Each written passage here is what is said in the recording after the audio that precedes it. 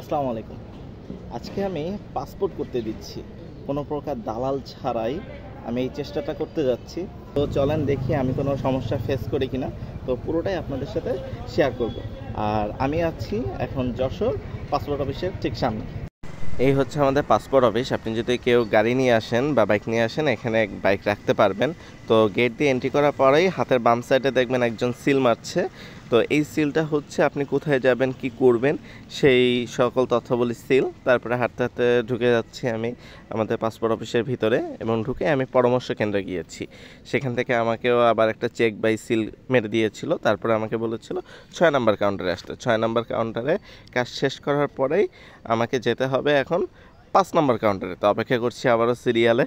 তো কাজ শেষ করার পরে গেলাম আমি 5 নম্বর কাউন্টারে। সেখানে যে চেক ভেরিফাইড করলো এবং তারপর আমাকে পাঠিয়ে দিল 102 নম্বর রুমে। যথারীতি মনে করেছিলাম কোনো সমস্যা ফেস করব না, কিন্তু যথারীতি সেই সমস্যার মধ্যেই পড়তে হলো। আমার এখানে যে একটা স্ক্যানার বা আমার যে ডাটাবেস ছিল, সেই ডাটাবেসের স্ক্যান করে তারা ডাটা পাচ্ছে না। এখন সমস্যা জানতে চাইলাম, তারা বললো যে আমরা মেল করে দিব, মেল করে এটা ঠিক হয়ে যাবে এবং 2টা পর্যন্ত অপেক্ষা করতে হবে। তো চলেন দেখি 2টা পর্যন্ত অপেক্ষা করে কি হয়। বাকিটুক 2টার পরেই জানাবো। Thank you.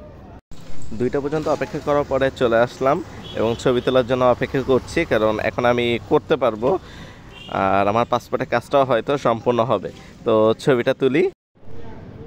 ছবি তোলা কার্যক্রম শেষ হওয়ার পরেই সম্পন্ন হয় পাসপোর্টের সকল কার্যাবলী। তো তারপরে এরকম একটা কাগজ দিয়ে দিবে, যেটা ডেলিভারি স্লিপ হিসাবে পরিচিত।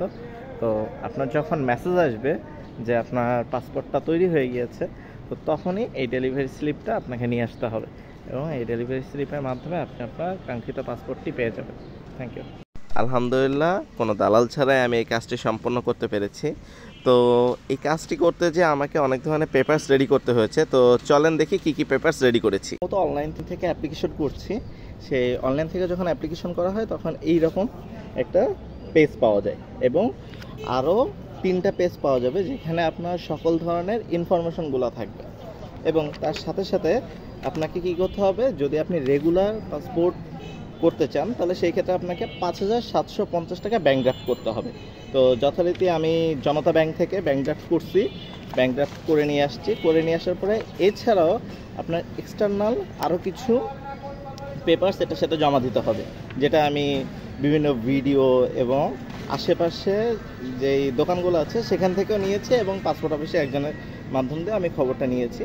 তো সেখানে আমি কি কি অ্যাড করেছি, সেখানে আমি অ্যাড করেছি যে আমার ভোটার আইডি কার্ডের একটা কপি, আমার নাগরিক সনদপত্র, এটা পৌরসভা থেকে বা যে যার ইউনিয়ন পরিষদ থেকে সেখান থেকে সংগ্রহ করবেন নাগরিকত্বের সনদপত্র।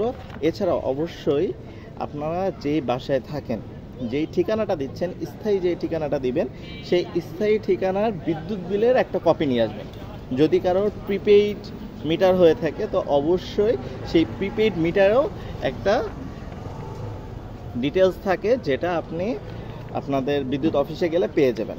আর যদি কেউ যে জব সিলেক্ট করে থাকেন বা ব্যবসা প্রতিষ্ঠান যদি সিলেক্ট করে থাকেন বিজনেস, তো সেই ক্ষেত্রে কিন্তু অবশ্যই আপনাকে জব আইডি কার্ডের ফটোকপি দিতে হবে, যেমনটা আমি দিয়েছি।